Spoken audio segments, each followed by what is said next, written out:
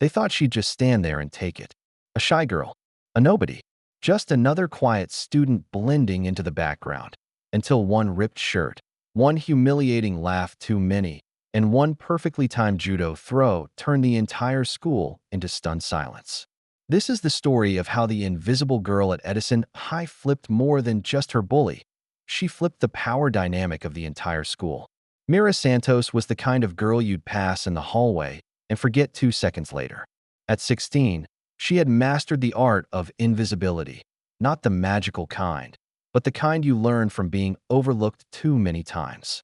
With her dark hair always in a low ponytail, her faded hoodies oversized enough to hide in, and her gaze permanently fixed on the linoleum tiles under her feet, Mira had learned to survive high school by shrinking into the corners.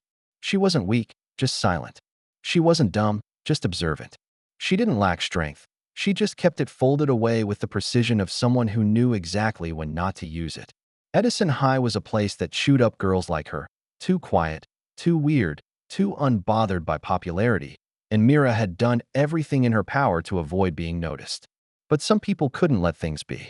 Some people smelled silence like blood in the water. And that someone was Brielle Carson.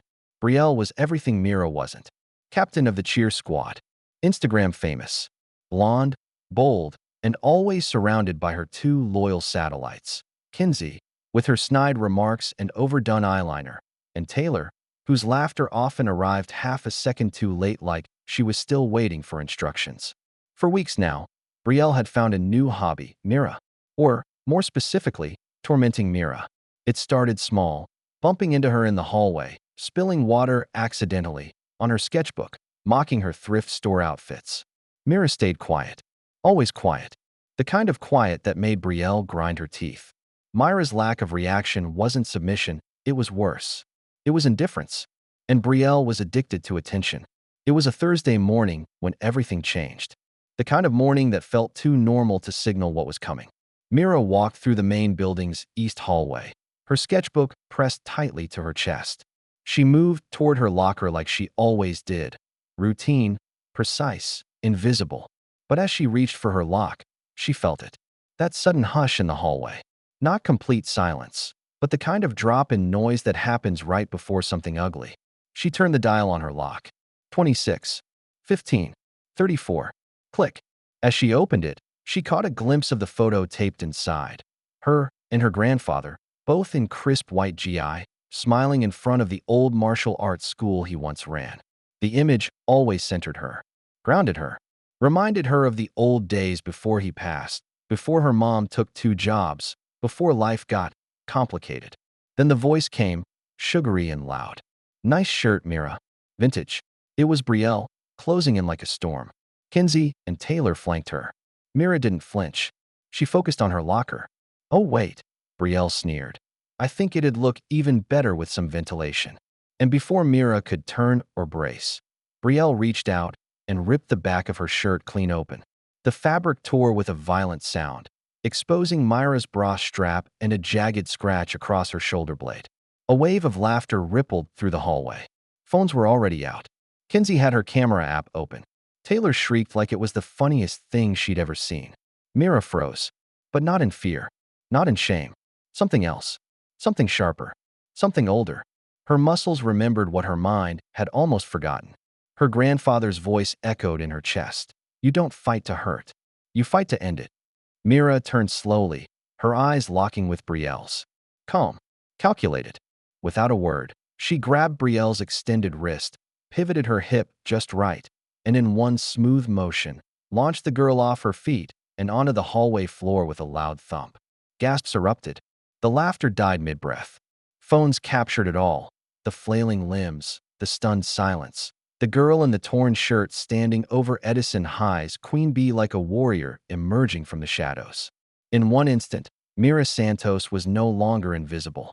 By the time Mira picked up her sketchbook and walked away, the hallway behind her was still frozen in disbelief. Students staring, jaws hanging, phones still raised but no longer recording. The silence felt almost sacred, as if no one dared speak in the presence of something that had shattered the usual high school hierarchy. Mira didn't look back. She didn't need to. She knew exactly what she had done and exactly what it meant. In classrooms that morning, whispers raced faster than the school Wi-Fi. Did you see what she did to Brielle? She flipped her, like straight-up martial arts flipped her. She didn't even say anything. Just bam. Teachers tried to quiet the buzz, but they were curious too. Mr. Deegan, the chemistry teacher, asked Mira to stay after class, only to stammer and eventually mumble something about her display of aggression, even though his eyes betrayed a hint of awe. It wasn't long before Mira was called to the front office, where Assistant Principal Rollins sat behind a desk too large for his authority, flipping through what he claimed was her record, which was blank, of course. "We've had a report of an incident," he said, barely hiding his discomfort. "You allegedly used physical force on another student. Care to explain?" Mira sat in silence, hands folded, heart steady. "Self-defense," she said finally. "She tore my shirt. I reacted." Rollins blinked. "That's not how self-defense works, technically."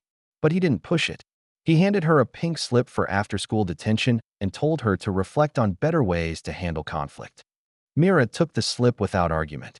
As she left, she passed by the nurse's office, where Brielle sat hunched on a cot, a cold pack to her elbow, and a look on her face that wasn't pain, but humiliation. Their eyes met for a fraction of a second. Brielle looked away first. That afternoon, Myra's mom barely had time to put down her car keys before Mira explained what happened. "You what?" Her mom gasped, eyes wide. "Mira, you flipped someone?" She was tired from a double shift at the hospital, her scrubs still creased, dark circles under her eyes. "She tore my shirt," Mira said quietly, in front of everyone. Her mother sighed, her shoulders slumping not from disappointment, but from weariness. "Your grandfather would have been proud," she said after a pause, pulling Mira into a brief hug. "But Mira, please, be careful. You don't have the luxury of second chances in this world." Mira nodded, understanding too well what her mother meant. That night, after homework and a silent dinner, Mira pulled out her old martial arts uniform from the storage box in her closet. It was creased from years of disuse, the collar faded, but her fingers found the strength in its stitching. She slipped it on, stared at herself in the mirror, and practiced the same throw she had used in the hallway. Once, twice, then again. Her movements weren't perfect, but they were real. She wasn't trying to impress anyone. She wasn't preparing for a tournament. She was remembering who she had been before her grandfather passed, before she shrunk herself to avoid the spotlight. The next morning, when she walked into Edison High, heads turned. Whispers followed her, but this time they weren't cruel. They were cautious, curious. Her locker, once a symbol of retreat, had become a landmark. Someone had even wiped the graffiti off the nearby wall. Mira kept her head high, not out of arrogance, but because she finally remembered how. It didn't take long for Brielle to come back swinging, not with fists, but with the kind of cruelty that couldn't be recorded on phones or posted online. She wasn't the type to be humiliated and move on. No, Brielle was strategic. She knew how to weaponize whispers, how to plant rumors like seeds, and let them grow roots in the minds of students who didn't even witness what happened. Within days, Myra's judo throw had been twisted into a violent outburst, and she was suddenly the unstable girl who snapped for no reason. She attacked Brielle out of nowhere, some said. "She's crazy," others added. The narrative shift was quiet but relentless, spreading through lunch tables and locker rooms like mold. Mira noticed the subtle changes, the glances that lingered longer, the giggles that paused when she walked past, the teachers who looked at her not with pride, but caution. It didn't help that she chose not to speak about what had happened. She didn't defend herself, didn't post a statement, didn't explain. And that silence, once her protection, now painted her as guilty. What none of them knew was that Mira had dealt with worse, back in middle school, when she was the new girl from Manila, when her accent hadn't yet faded and her lunches smelled different, when she'd eaten in bathroom stalls and cried into paper towels because kids didn't need a reason to be cruel. That was when her grandfather had started teaching her judo, not just the moves, but the philosophy. "You don't meet force with rage," he used to say. "You meet it with focus." But focus was hard when the school made her feel like a walking threat. In gym class, no one wanted to pair with her. In the cafeteria, she sat alone again. Even in detention, assigned for non-consensual physical contact, Mira sat in silence while Brielle's version of the story was parroted by those who hadn't even been there. But then came the unexpected. Jordan Rivera, a junior who sat 2 rows behind Mira in English, approached her after class one day. "Hey," he said, scratching the back of his neck. "I saw what you did." In the hall, Mira raised an eyebrow. "You mean the flip everyone says didn't happen?" Jordan smiled faintly. "It happened. And honestly, it was awesome." He paused, then added, "My cousin teaches at East Side Dojo. He'd flip if he saw that technique." "You ever train?" Mira hesitated, then nodded. "Used to. A long time ago." Jordan lit up. "You should check out the martial arts club. It's not official or anything, but we meet Tuesdays and Thursdays. You'd fit right in." Mira didn't answer, but something in her chest shifted. The idea of showing up again, of not hiding anymore, was terrifying. But maybe terrifying was better than shrinking. That evening, she stared at the flyer Jordan handed her, the words "strength through discipline" printed beneath a simple yin-yang. She wasn't sure yet if she was strong, but maybe it was time to start finding out.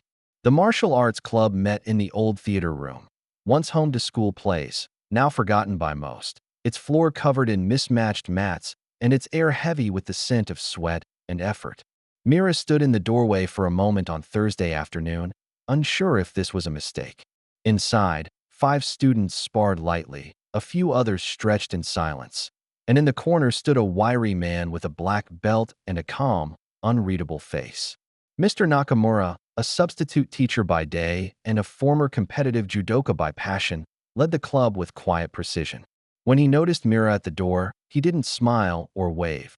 He simply nodded, acknowledging her like a fellow soldier stepping onto a battlefield. Jordan jogged over, tossing her a borrowed GI. "We go easy with first-timers," he said, "unless you want otherwise." Mira changed in the back, slipping into the soft white fabric like it was a second skin she hadn't worn in years. The belt felt strange around her waist, loose and unsure, just like she felt walking onto the mat. "Name?" Nakamura asked. "Mira," she replied. "Ever trained before?" "A little," she said. He watched her for a second longer, then pointed to a girl with cropped hair and sharp eyes. "Spar with Keiko." The first few minutes were rough. Myra's body remembered movements her mind had buried, stances, pivots, throws, but they felt stiff, rusty. Keiko moved like water, fast and precise, and Mira found herself hitting the mat more than she'd hoped.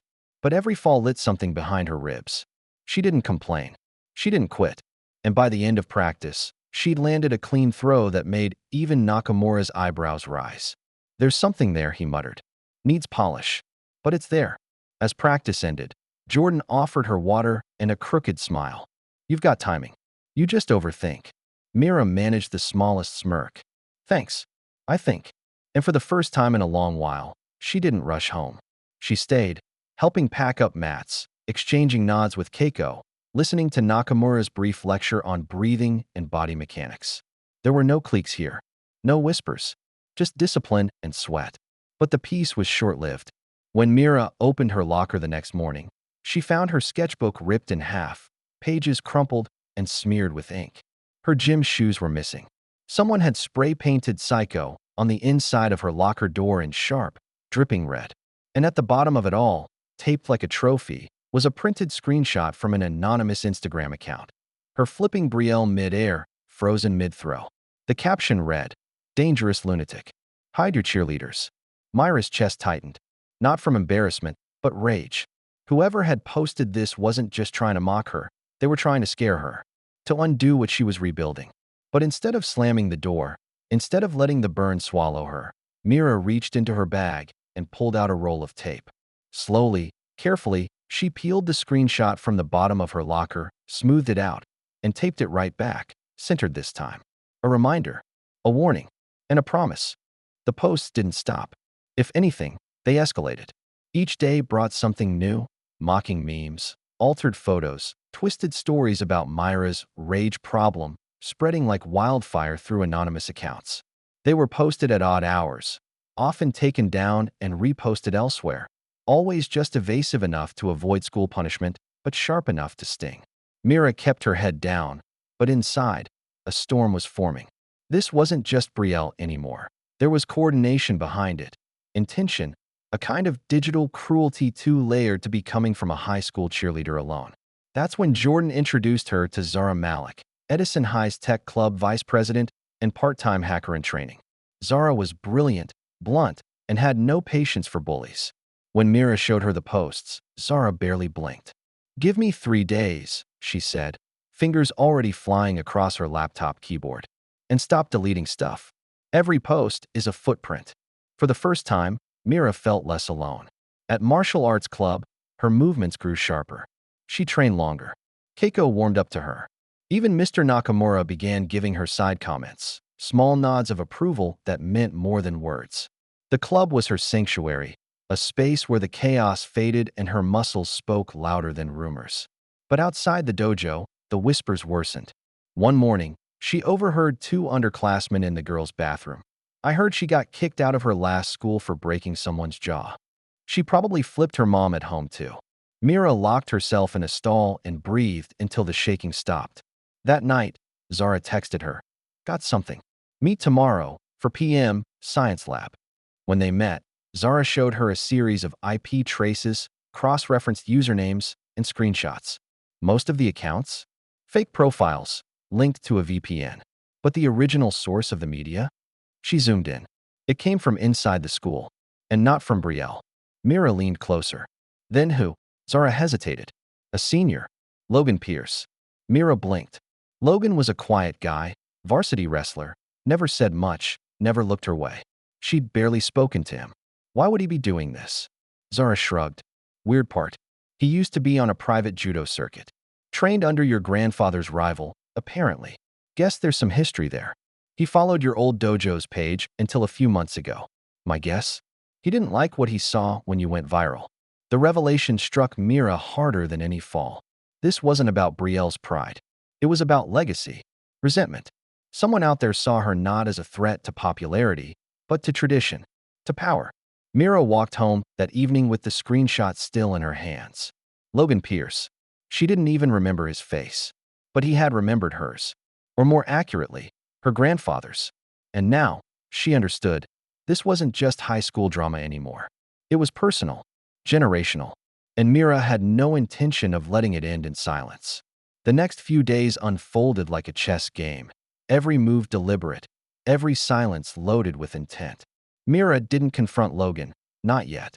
If Zara's data was right, Logan had been pulling strings from the shadows, using Brielle's public persona as a smokescreen while feeding her just enough content to keep her reputation intact. He stayed clean. She took the blame. It was efficient and ugly. Mira knew that if she charged in now, it would be her word against theirs.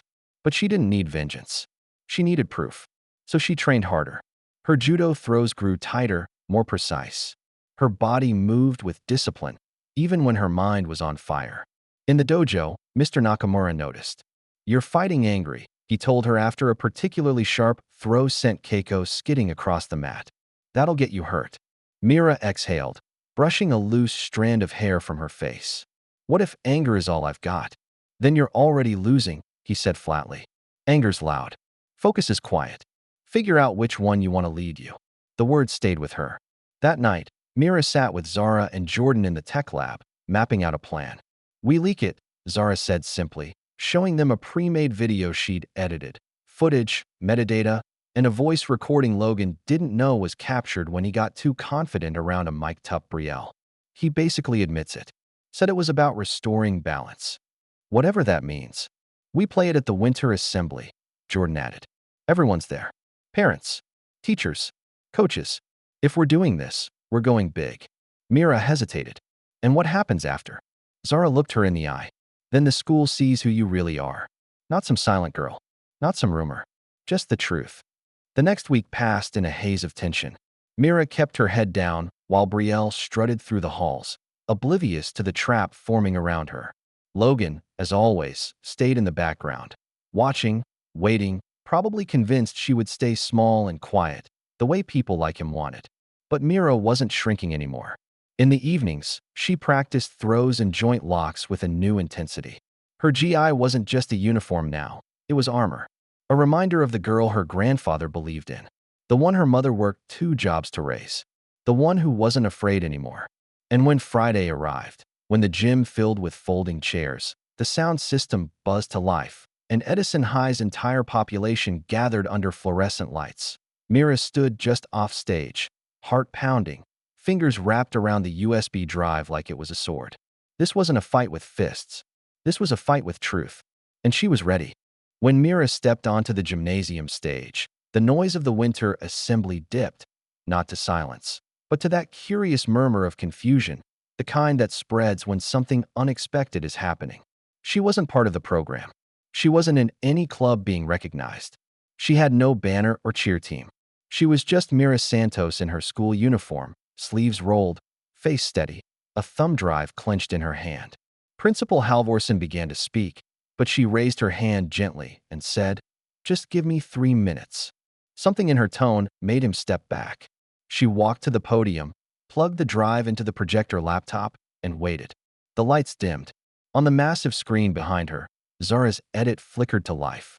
At first, it looked like a highlight reel, clips of the viral judo flip, overlaid with school gossip, screenshots from the fake accounts.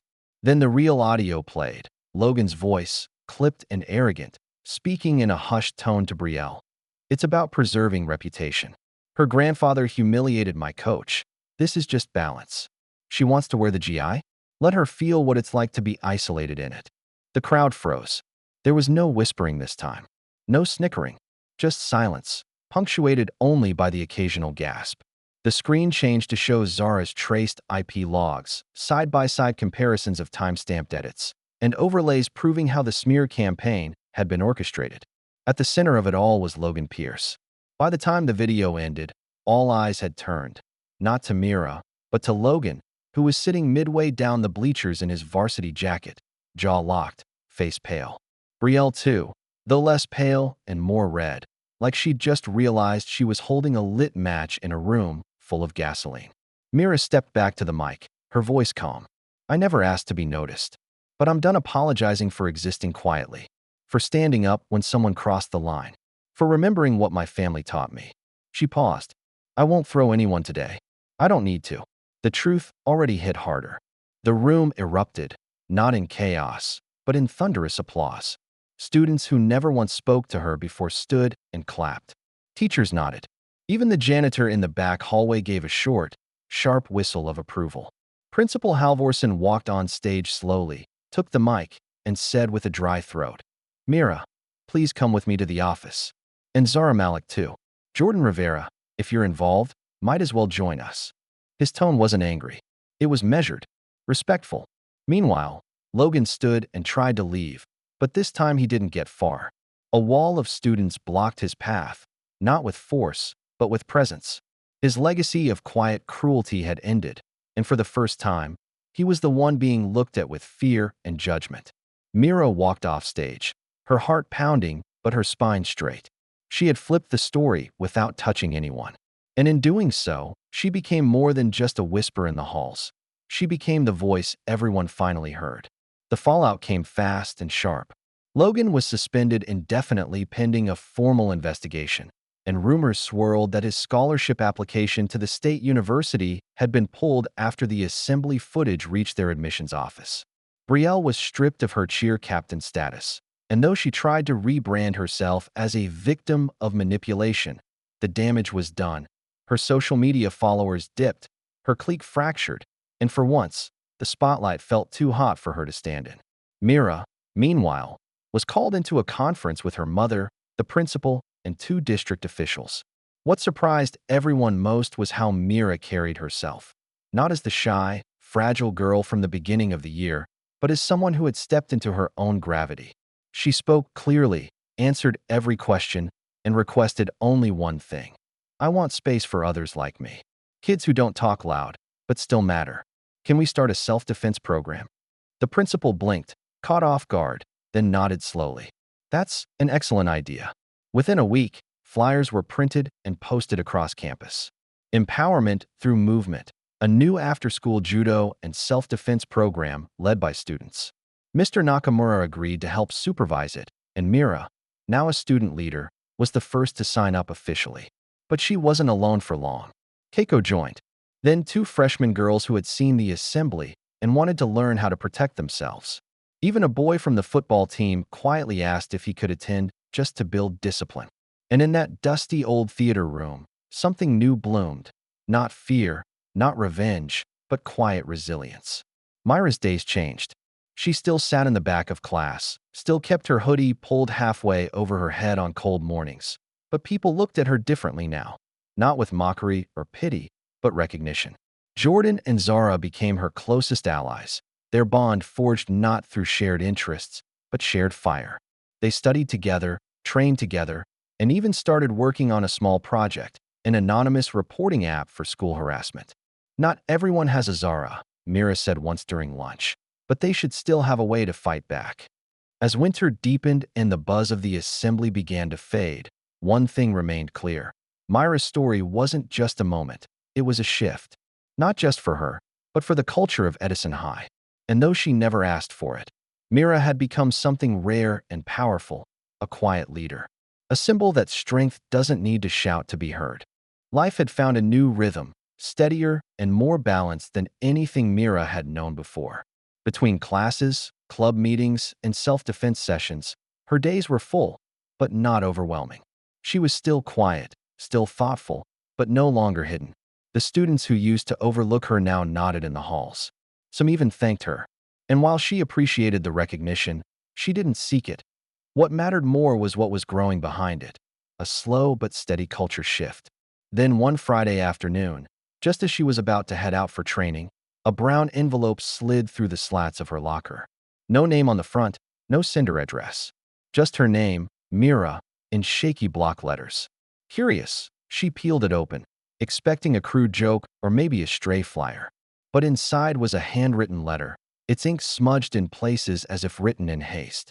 The handwriting was rough, but familiar. At the top, it said, "From Logan." Myra's hands froze. She looked around, but the hallway was nearly empty. Swallowing the lump in her throat, she sat on the nearest bench and began to read. "I don't expect forgiveness," it began. "But I owe you the truth. I started those posts. The accounts. The lies. It wasn't just pettiness. It was personal. Your grandfather beat my mentor at regionals 8 years ago. My coach blamed him for ruining his career, and I guess I grew up believing that anger. When your name popped up, I saw your dojo, your GI, the old family connection, and I just snapped.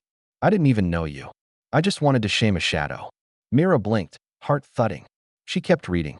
"I thought I was defending something bigger. Legacy, pride, whatever. But I was just attacking someone who never did anything to me." I watched the assembly footage again. Heard my own voice played back.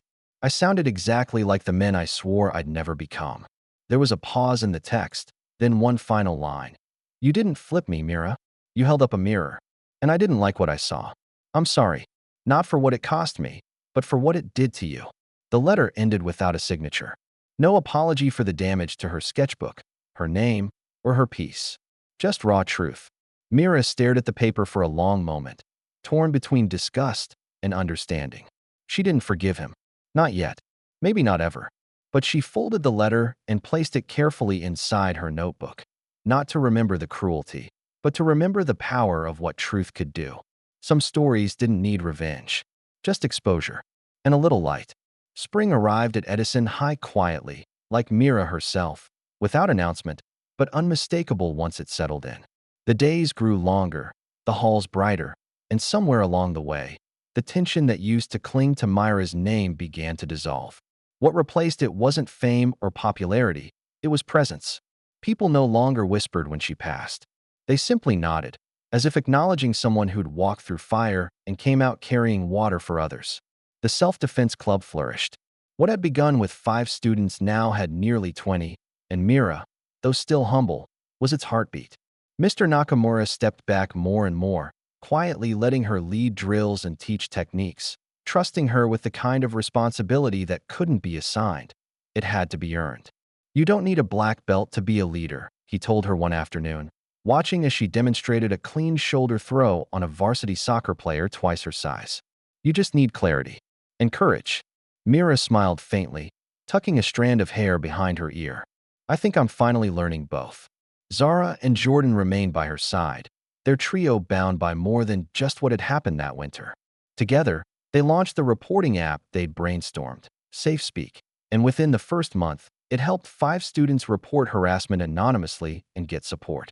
No viral post, no public scene, just quiet victories. The kind Mira had always believed in. One afternoon, as she stood by her locker, now free of graffiti, now hers by choice, not routine, a group of underclassmen passed, one of them wearing a GI top over her school uniform like it was a badge. She smiled shyly at Mira. "Thanks," the girl said. "For, everything." Mira nodded. She didn't need to say much. That had always been her way. But what mattered was that she was seen now, not as a victim, not even as the girl who flipped someone in the hallway, but as someone who stood when it counted, who didn't strike first, but struck true when the moment came. At home, her mother finally hung a picture of Mira and her grandfather above the mantel, side by side in their white uniforms, grinning after a long-ago tournament. And beside it, a new photo, Mira holding her self-defense club banner, surrounded by students of every shape and background, arms around each other, smiling in the kind of way you can't fake. For the first time in a long time, Edison High had changed. Not because of policy, not because of punishment, but because one quiet girl chose not to stay silent when it mattered most. She never wanted to be a symbol. She just wanted peace.